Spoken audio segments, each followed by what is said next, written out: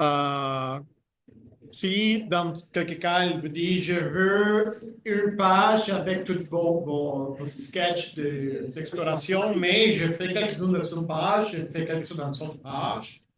Donc, il faudra que sur Photoshop, vous les mettrez tous ensemble, mais il y a des bonnes pratiques à suivre. Donc, idéalement, ici, ça vient des photos avec mon cellulaire. Idéalement, ça va être numérisé avec la bonne machine. Euh, donc, ici, par exemple, on pourrait, premièrement, je vous avais déjà parlé de niveau avec la photo, parce que si vous voyez, le fond, c'est blanc, mais la photo, c'est pas blanc ici. Donc, ici, on va utiliser Image, Adjustments ou réglages, et on va aller à niveau ou level. Et ici, on va pouvoir contrôler, ce soit d'ici, les côtés les plus clairs de la page. Je veux plus aussi accentuer des choses de mi-ton ou de l'ombre. Je peux aussi, avec mes petites trucs ici, dire, OK, ici, je veux que ce soit le blanc.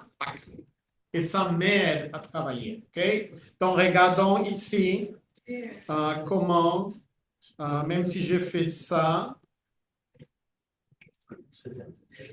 ici à côté, c'est pas assez blanc. Donc, je peux donc le nettoyer et avec la gomme, le faire un peu disparaître, non? Le plus possible, et je peux jouer avec mon moniteur pour voir que ça vient complètement disparaître. OK? Donc, je vais faire la même chose avec l'autre. Donc, aussi, le niveau, je peux dire, OK, je veux que ce soit blanc. OK, est-ce que ça marche? Etc. Je peux le faire. Jamais changer l'échelle sans proportion comme ça. Toujours maintenir la bonne proportion. Et je veux donc vouloir effacer, nettoyer tout ce que je ne veux pas. Quelque chose d'important, la taille de la page. Donc, dans ce cas, je fais, ça devrait être 11 par 17, non? Mais si je veux un document prêt, je peux dire, si c'est le tabloïd, c'est 11 par 17. Et la résolution, idéalement, vous allez faire 300 pixels par pouce. Mais ça serait possible de que vous utilisez 150 si c'est pas mal. Non, mais idéalement, vous auriez une bonne résolution de ce côté-là. Donc, ce sont les dimensions que j'ai ici à ce moment.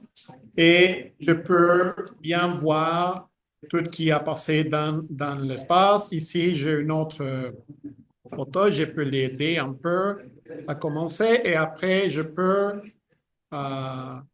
aussi, avec le niveau, l'aider à... Aussi, je peux jouer avec les contrastes. Non? Et je peux le faire arriver. Et après, peut-être que c'est le moment de faire une composition. Bien sûr, ici, ne sont pas les mêmes choses, mais je dis, OK, le plus important, c'est la perspective que je vais faire ici en grand, peu importe que ça se coupe un peu, parce que je veux euh, montrer les bateaux ici, et j'ai ici les autres vues sont moins importants. Donc ici, je vais travailler avec Multiply, que je pense que c'est produit en français. Donc, l'idée, c'est que je peux avoir la liberté de mettre toutes mes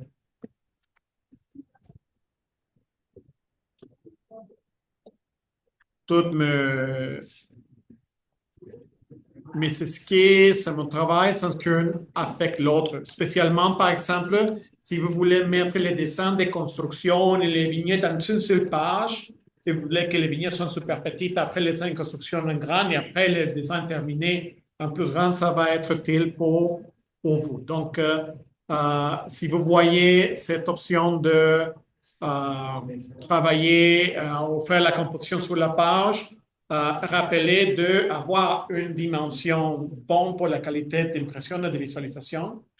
C'est les 300 pixels par pouce ou au moins 150.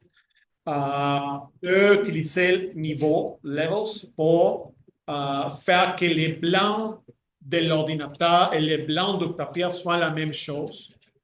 Okay? Et après, vous utilisez produit ou multiply pour changer les dimensions et pouvoir faire votre composition. OK? Donc, ça, c'est une chose importante. Et c'est important parce que la semaine prochaine, on va travailler en dessinant la main de zéro de l'observation, mais aussi quelque chose qu'on fait en design industriel, parce que c'est pas très commun que tu sois un expert en dessinant les mains. Avec la pratique, vous allez devenir mieux. Mais aussi, je pourrais aller à Pinterest ou prendre des photos de ma main. Je ne sais pas, non?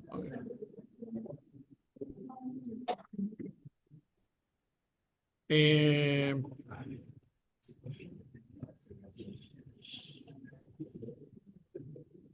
par exemple, si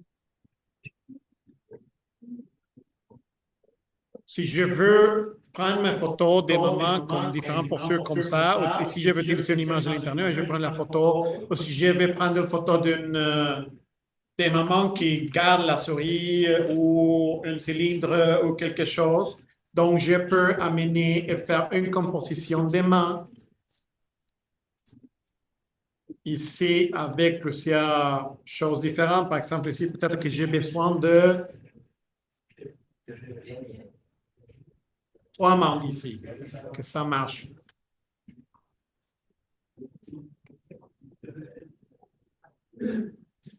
Donc, ici, je veux 3 mains toutes seules. Et peut-être que j'ai d'autres mains bons que j'ai pris la photo de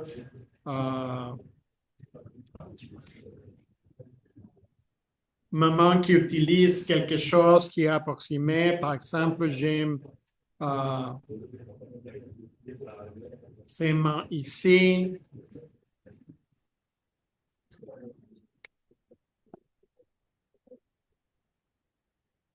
Je suis intéressé seulement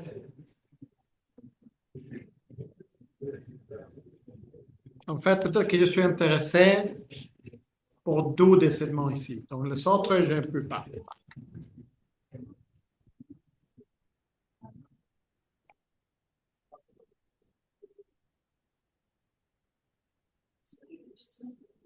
Donc, je peux faire un peu ma composition des trucs que je veux faire.